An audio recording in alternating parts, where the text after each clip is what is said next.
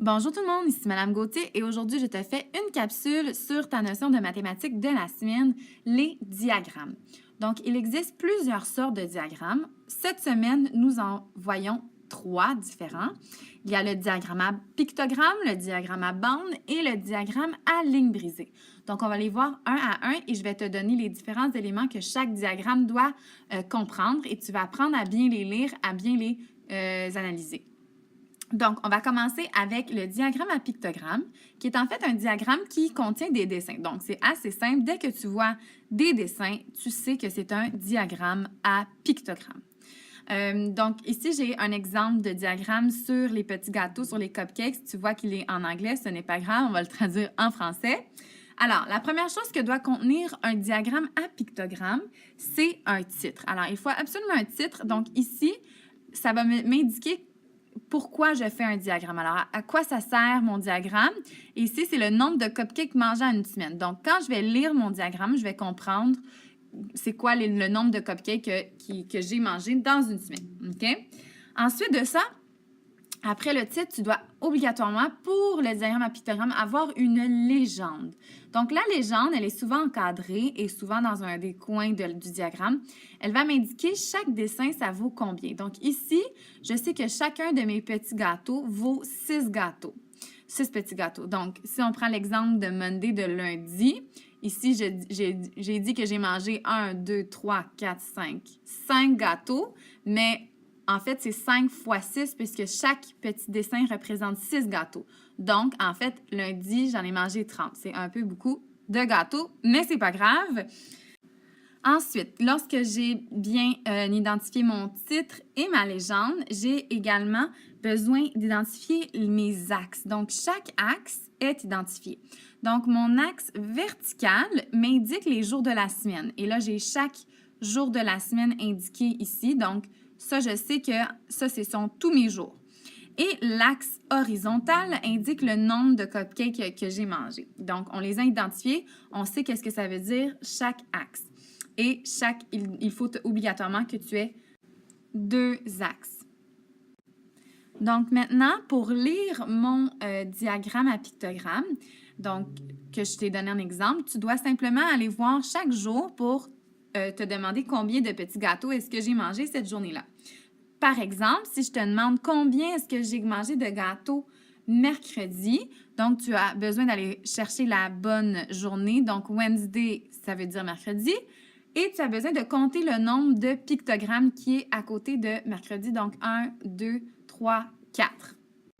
Ensuite, tu sais que chaque petit gâteau représenté dans mon diagramme égale à 6 gâteaux. Donc, 6 plus 6 plus 6 plus 6 ou 6 fois 4. Donc, 6 fois 4 égale à 24. Donc, je sais que le mercredi, j'ai mangé 24 petits gâteaux. OK?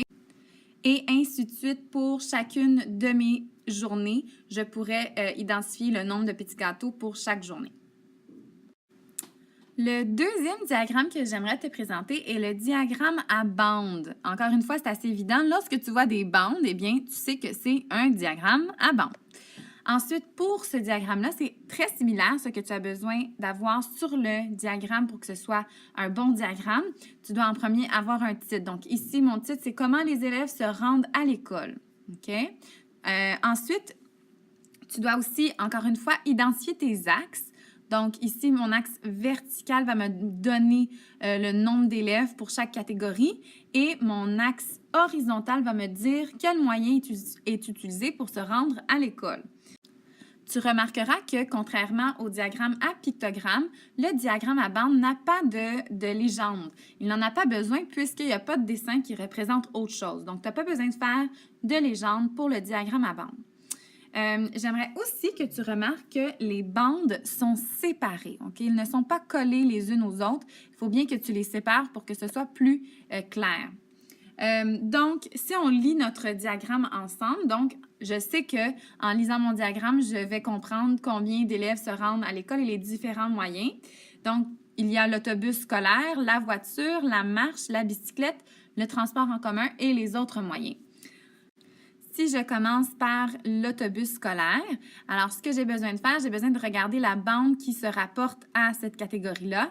Alors, je me demande combien d'élèves prennent l'autobus scolaire.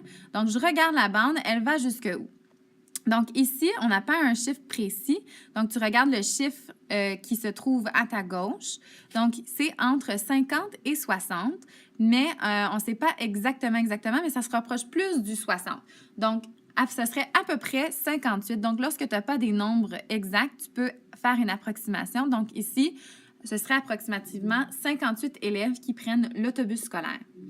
Si on regarde la voiture, encore une fois, tu regardes la bande. Elle se rapproche de quel nombre? Donc, ici, c'est entre 0 et 10, mais c'est dépasser la moitié, donc dépasser le 5. Donc, c'est à peu près 7 élèves qui prennent la voiture pour se rendre à l'école. OK? Et puis, je vais en faire un dernier. Donc, la marche, si je me demande combien d'élèves marchent jusqu'à l'école, eh bien, on regarde la bande, ça va jusqu'à à peu près quel chiffre? Donc, c'est à peu près à la moitié entre 30 et 40, donc à peu près 35 élèves.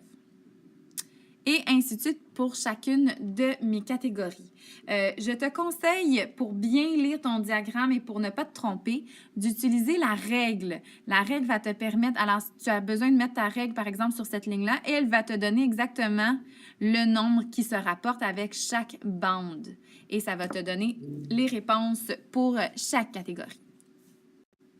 Le dernier diagramme dont j'aimerais te parler est le diagramme à ligne brisée. Donc, encore une fois, on va regarder les éléments que tu as besoin d'avoir pour un diagramme à ligne brisée. Encore une fois, tu as besoin d'un titre. Ici, c'est le parcours de Josua.